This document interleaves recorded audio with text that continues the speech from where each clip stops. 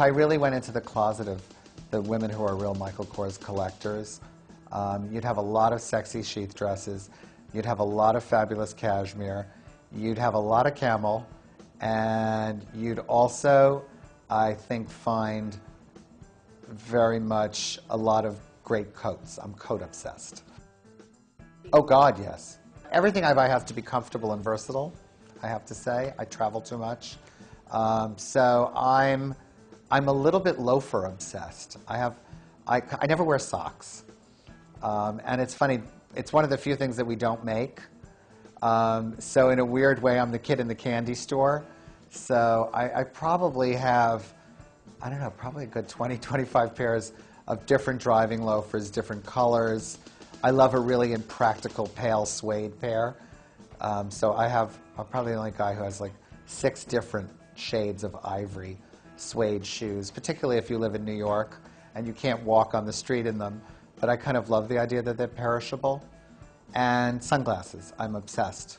But they're all aviators. Well, I think that, you know, the moment that I'm always looking at is certainly Angelina Jolie. Gives you this kind of, I don't know, a modern glamour that's not just a red carpet situation.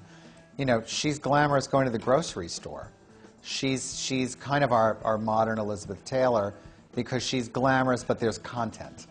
You know, she's delivering films that we're all excited to see, and we want to hear what's next from her, plus at the same time looking glamorous.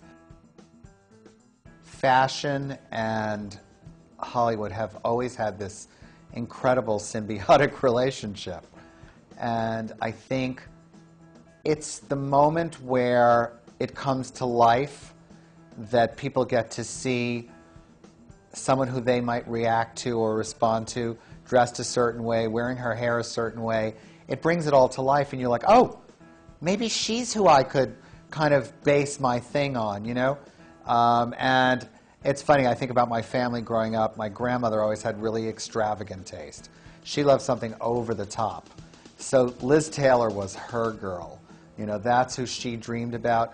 My mom was very sporty and very casual. So, you know, my mother was, you know, totally into Jane Fonda with no makeup and having that kind of casual attitude. And I think that, again, I think we still have a situation today where you kind of know who you are as a person if you're smart, and you see the right person wearing it, and it like kind of the bell goes off, the light goes off, and you're like, oh, okay, maybe that's how I can wear my hair. Maybe that's the color I'll try. So I think it's super important, and it's also, let's be honest, it's great escapist fun. It's both. Probably the craziest thing that I ever wore, I think I was about 18, and leg warmers were starting to rear their ugly head. And it was not a men's trend, but I just was really intrigued by the idea of leg warmers. And I got photographed by Bill Cunningham on the corner of 57th Street and 5th Avenue wearing 3 pairs of leg warmers, layered with very tight jeans and a crazy boot. And in fact, I ended up on the cover of Women's Wear Daily with my head chopped off because I was very skinny then, and I think they couldn't find a girl who was wearing the trend. So I became the one in the trend. But you know what? I don't regret it. I think that I experimented a lot and was actually pretty trendy when I was young. And I think that you should. I think that, you know, you always have to keep your eye open and see what's new and what's next and play and have fun. That's what fashion's about.